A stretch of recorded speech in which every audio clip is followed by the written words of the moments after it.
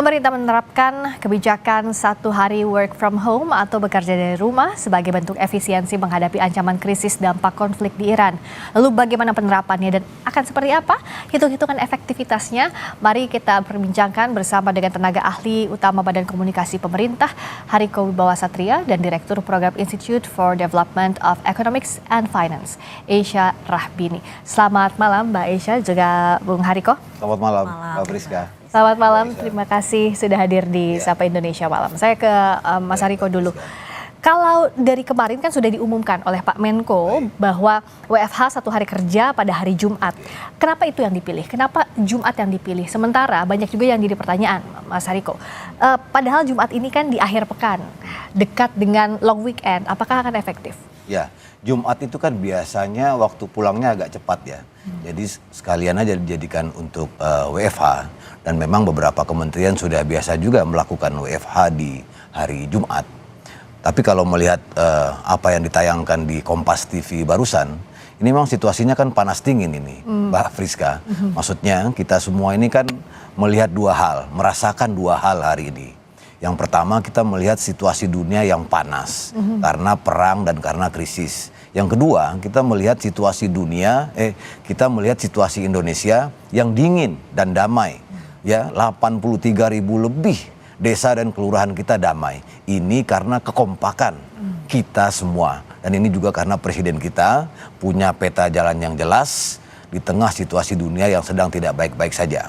Jadi yang perlu kami tekankan adalah situasi Indonesia sedang baik-baik saja. Dan untuk menghadapi situasi dunia yang panas ini, maka kita melakukan satu hal yang namanya perubahan budaya baru.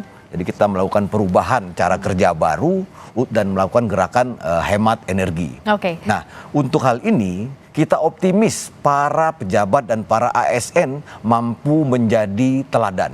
Nah, ini sama sekali tidak membebankan masyarakat. Jadi perlu kami tekankan, tidak ada pengurangan aktivitas dari masyarakat. Yang ada adalah pengurangan penggunaan kendaraan dinas hingga 70% oleh para pejabat, kecuali yang listrik dan kecuali kendaraan dinas operasional dan esensial. Tidak ada pengurangan aktivitas masyarakat, yang ada adalah pengurangan perjalanan dinas hingga 70% untuk luar negeri dan hingga 50% untuk perjalanan dinas dalam negeri. Mas Hariko, sorry, saya mau tanya soal pemerintah pusat sama pemerintah daerah penerapannya seperti apa? Karena kan banyak pertanyaan juga dari ASN daerah. Sebelum ada konferensi pers kemarin, beberapa daerah sudah menetapkan hari tertentu dan itu bukan Jumat, ada yang Rabu misalnya di Surabaya. Nah, itu seperti apa nanti? Ya, tadi sudah disampaikan oleh kemarin Pak Erlangga bahwa untuk WFH itu di hari Jumat. Itu pedoman yang sudah tertulis. Penyesuaian itu maksudnya untuk yang lain-lain. Misalnya terkait dengan perluasan area Car Free Day. Tetapi untuk WFH itu sama semuanya di hari Jumat. Pusat maupun daerah itu. Ya, dan potensi penghematan kita dari situ, dari BBM itu sekitar 6,2 triliun. Kemudian dari konsumsi BBM itu konsumsi BBM masyarakat kita akan hemat 59 triliun. Intinya ini adalah perubahan perilaku. Perubahan dari kita yang biasanya boros menjadi hemat, kemudian kita yang biasanya gaya hidupnya tidak sehat, kemudian menjadi sehat. Dan kami juga mendorong para ASN jangan ragu-ragu mengunggah ke media sosial budaya hidup yang sehat, naik transportasi umum, jalan kaki, naik sepeda ini. Dan kepada para netizen juga jangan dianggap itu bagian dari pencitraan. Kita sedang menuju budaya baru, kita akan membangun satu bangsa, kita akan membangun budaya baru, budaya damai, budaya sehat, dengan membiasakan diri jalan kaki, naik transportasi umum, naik sepeda, dan lain-lain. Dengan kebiasaan baru, 1 hari work from home dikaitkan dengan penghematan energi. Mbak Aisha, lihatnya ini bisa jadi skema yang oke? Kalau saya lihat ya, dari ini kan dimulai atau diinisiasi pemerintah, diumumkan oleh Pak Menko untuk ASN di awal ya. Kemudian untuk sektor swasta mengikuti SE dari Kemenaker gitu ya. Kalau kita lihat sendiri jumlah ASN itu sebenarnya kan hanya 3,5 juta orang. Kalau ditambah PPK itu mungkin sampai 6 juta. Jadi jumlahnya itu kalau di seluruh tenaga kerja pemerintah ini juga hanya kecil gitu ya, kurang dari 10%. Yang besar memang 90% lebih itu adalah sektor non pemerintah.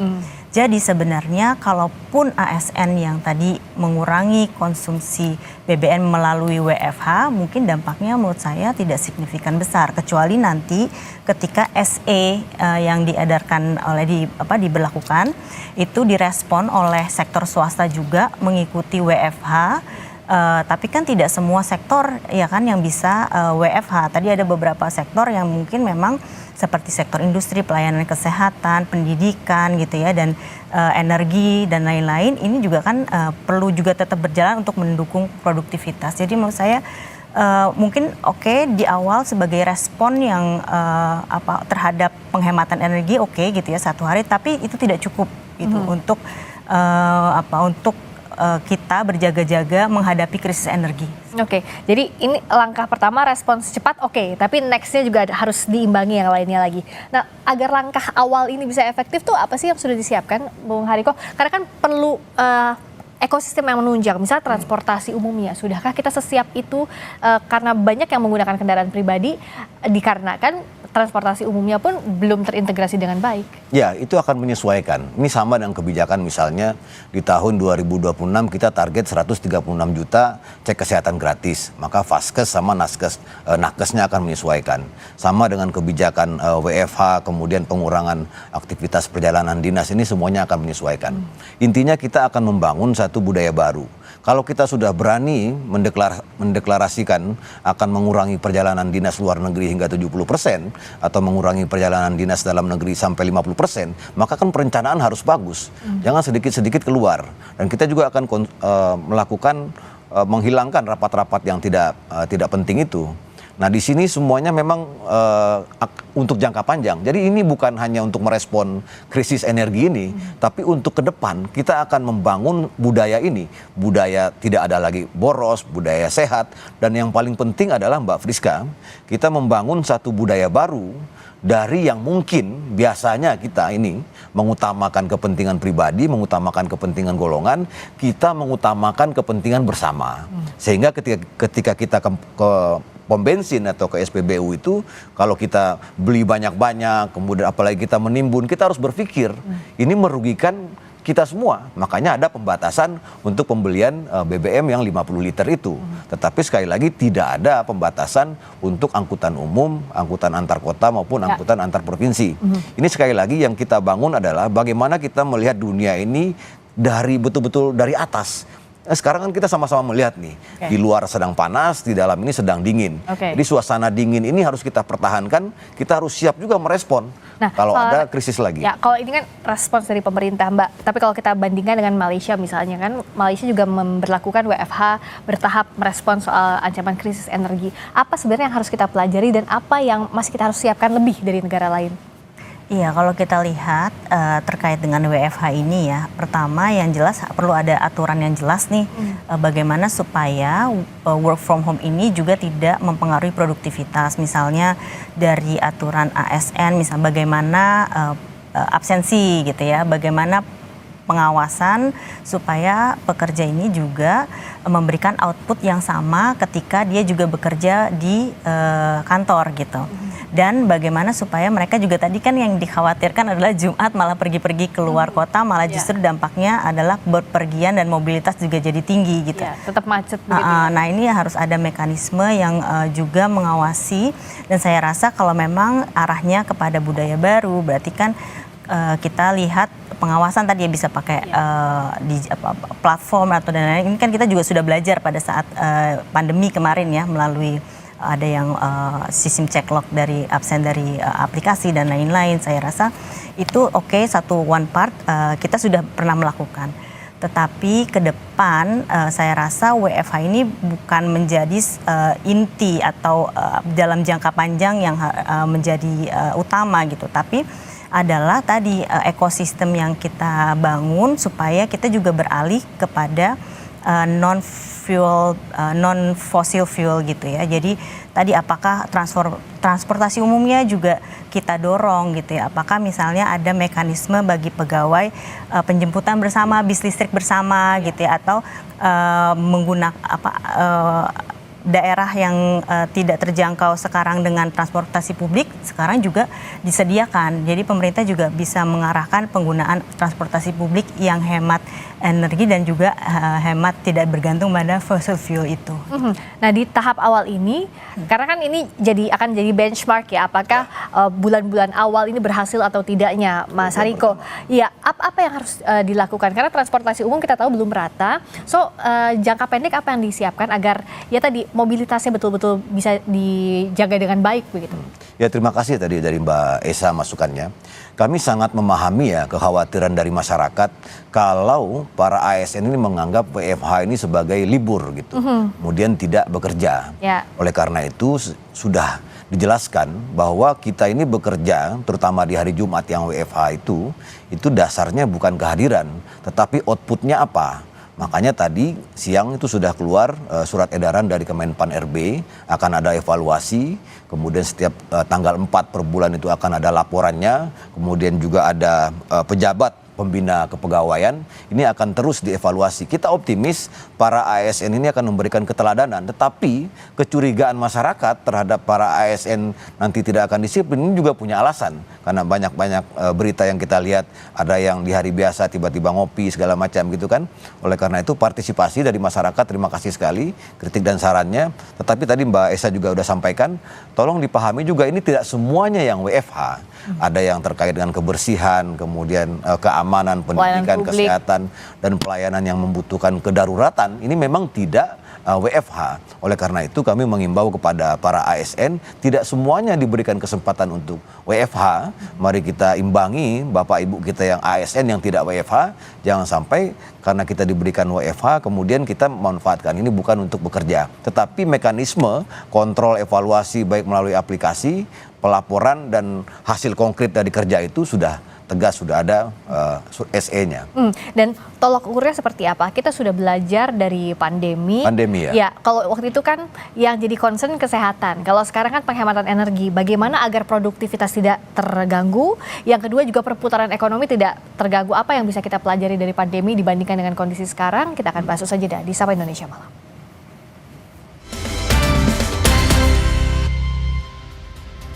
Masih bersama kami di Sapa Indonesia Malam, tenaga ahli utama Badan Komunikasi Pemerintah Hariko Wibawa Satria dan Direktur Program Institute for Development of Economics and Finance, Esha Rahmini. Mbak Esha, Bung Hariko, kita lanjutkan lagi. Saya ke Mbak Esha dulu. Tolak ukurnya itu seperti apa sebenarnya kalau kita lihat efektivitas WFH? Iya, ini bukan satu-satunya cara, tapi minimal untuk WFH ini apa yang bisa kita cek, kita awasi bersama? Iya, memang pelaksanaan ini harus terukur ya. Kalau kita lihat, pemerintah harus mengukur berapa BBM yang berkurang. Jadi nanti dilihat konsumsi BBM-nya berkurang nggak? Kan kemarin menginginkannya adalah berkurang sebesar berapa Pak Hariko? 20%. 20%. Tapi 20% kalau saya lihat dari konsumsi ketika pandemi itu memang berkurang 20%. Jadi 2019, 2020, 2021 berkurang 20%. Tapi kan pada saat itu mobilitas benar-benar terhenti. Ya kan seluruh sektor berhenti gitu. Karena mereka takut untuk penyebaran virus. Pada saat ini kan kita tetap menginginkan adanya mobilitas dan produktivitas tidak terganggu, jadi hanya sebagian sektor. Jadi kalau kita lihat mungkin tidak akan sebesar saat itu gitu ya, tapi paling tidak memang bisa mengurangi konsumsi BBM. Tapi yang lebih pentingnya lagi memang awareness dari masyarakat bahwa ini ada urgensi akan terjadi krisis itu tetap harus menjadi signal gitu ya, mereka hemat energi dan hemat BBM. Hemat ketika nanti kita kan nggak tahu uncertainty ke depan, geopolitik ini sangat tidak pasti dan kapan berhentinya, kapan akan turun harga minyak dunia itu kita masih belum tahu gitu ya. Nah, untuk membangun awareness ini gimana Mas Hariko? Karena kan kalau dikatakan tadi bahasanya Mas Hariko tuh ada panas, dingin, di luar panas, di kita dingin. Tapi kita tidak bisa juga membiarkan masyarakat terlena dengan kita dingin, oke-oke aja. Nah, alarm itu signalnya bagaimana menghidupkannya? Ya, kesadaran masyarakat ini sudah cukup tinggi bahwa kita harus mengutamakan kepentingan bersama ini kan sekarang ini sangat tinggi sekali. Oleh karena itu kita sekali lagi berterima kasih kepada seluruh masyarakat karena ini kan gerakan bersama. Target kita menurunkan konsumsi BBM 20%. Ini harus bersama-sama. Jadi sekali lagi kalau kita sudah terbiasa dengan budaya hidup sehat, dengan naik sepeda, jalan kaki atau transportasi umum, biasa hidup hemat, kemudian biasa mematikan listrik, maka apapun krisis yang terjadi di dunia ini, kita optimis kita akan baik-baik saja. Apalagi kalau sudah pada 1 Juli 2026 nanti kita juga akan menerapkan yang biodiesel yang 50 itu, maka itu juga akan semakin mengurangi konsumsi kita terhadap solar murni dan bisa mengoptimalkan minyak sawit untuk dicampur itu kan. Nah, oleh karena itu sekali lagi program ini bukan program pemerintah semata. Ini gerakan kita bersama membangun satu budaya baru yang indikator suksesnya adalah perubahan perilaku kita semua. Perilaku yang biasanya menggunakan mobil dinas suka-suka kita, sekarang bagaimana kita mengurangi penggunaan mobil dinas hingga 50%, kemudian perilaku yang sembarangan aja perjalanan dinas, sekarang perjalanan dinas luar negeri itu dikurangi 70%, dalam negeri 50%. Nah, pengawasannya harus kayak gimana sih, Mbak Esha? Jangan sampai nanti ada excuse, oh karena saya lebih butuh ini, akhirnya ya nggak berjalan dengan baik juga pada praktiknya. Iya, memang harus terus dipantau ya, pemerintah terus memantau ketika targetnya memang mengurangi konsumsi BBM dan penghematan APBN secara langsung untuk BBM ya, 6,2 triliun, walaupun kalau kami melihat 6,2 triliun dari subsidi energi BBM dan LPG yang 100 triliun kan sekitar 5% gitu ya. Memang limited di situ. Tapi tadi poinnya adalah selain itu pun juga harusnya ada realokasi anggaran atau penghematan yang dari sisi sektor pengurangan meeting-meeting yang tidak perlu, operasional yang tidak perlu, dinas-dinas yang tidak perlu, itu juga harus dikurangi sehingga menghemat pengeluaran terhadap BBM dan juga alokasi yang tidak efisien gitu ya. Itu yang harus dilihat. Jadi memang tolak ukurnya kita juga harus mengerem tadi belanja dan juga penghematan BBM yang terukur dari hari ke hari, minggu ke minggu, apakah kemudian stok cukup gitu ya. Apakah ada direspon dengan masyarakat dan ASN ini dengan berkurangnya jumlah hari WFH ini 1 hari, BBM juga jadinya berkurang gitu pembeliannya, itu harus terukur dari hari ke hari. Nah, untuk ukurannya ini tolok ukurnya sudah disiapkan kau? Sudah, jadi kita menargetkan target dari pemerintah itu penurunan konsumsi BBM hingga 20%. Sekali lagi 20% ini membutuhkan kerjasama pusat dan daerah. Nah, karena kita punya target yang cukup besar, masukan dari Mbak Esha tadi bagus sekali. Kalau di masa COVID mungkin bisa dengan mudah itu dicapai, bagaimana di masa sekarang yang tidak COVID. Makanya ini kan membutuhkan keteladanan. Dan 20% itu nasional ya, Mas? Ya, membutuhkan keteladanan. Gak cuma ASN aja ya? Semuanya. Ini membutuhkan keteladanan dari para pejabat di pusat dan daerah. Dan kita optimis para ASN akan memberikan keteladanan ini. Dan sekali lagi kami sangat memahami kekhawatiran dari masyarakat, kecurigaan dari masyarakat kalau WFH yang hari Jumat itu dimanfaatkan untuk libur. Oleh karena itu pemerintah sudah menyiapkan aturan-aturan pengawasan, evaluasi, tentunya disertai dengan sanksi, teguran, dan tindakan-tindakan lainnya. Dan jangan ragu untuk melaporkan. Tetapi sekali lagi, karena banyak sektor-sektor yang juga tidak WFH, kita tidak bisa memukul rata ini. Karena semuanya, tadi disampaikan juga sama Mbak Esha, bisa jadi ada yang separuh WFH, ada yang separuh tidak WFH. Karena kan kalau untuk ASN ini wajib ya diberlakukan. Tapi kalau untuk yang swasta kan masih imbauan. Imbauan. Lalu untuk menggerakkan sampai ke 20%, itu gimana mencapai targetnya? Tentu nggak mudah dong. Kalau misalnya tadi Mbak Esha juga sudah sebutkan, kalau pandemi ya semuanya sama-sama kan. Kalau ini kan ya, tadi sebelum kita diskusi ada berita di Kompas itu yang menyebutkan asosiasi pengusaha atau Happy tadi, oke. Nah tapi kan artinya itu imbauan atau akan diwajibkan juga pada akhirnya? Ya, untuk saat ini masih imbauan. Lebih untuk di awal-awal ini sekali lagi, pemerintah akan menerapkan ke dalam dulu untuk ASN dan para pejabat, sudah masuk surat edaran kepada para pengusaha. Dan ini direspon positif seperti berita dalam Kompas tadi, karena sebetulnya di sektor swasta itu sudah banyak yang menerapkan ini sehingga mereka lebih efisien, listrik kantornya, air di kantornya, kemudian penggunaan fasilitas lainnya. Ini sudah bukan budaya baru karena kita sudah terbiasa dengan WFH. Nah, 1 hari WFH ini pengawasannya memang harus sangat ketat dan pemerintah sudah menyiapkan sistem yang sangat ketat untuk mengawasi sehingga WFH bukan libur. Gitu.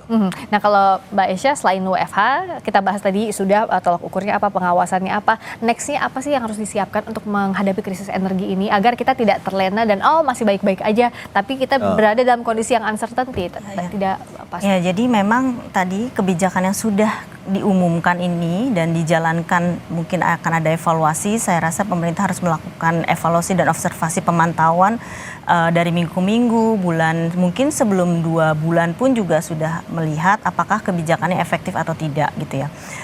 Terutama terkait dengan penghematan energi BBM ini, apakah sesuai dengan targetnya gitu ya.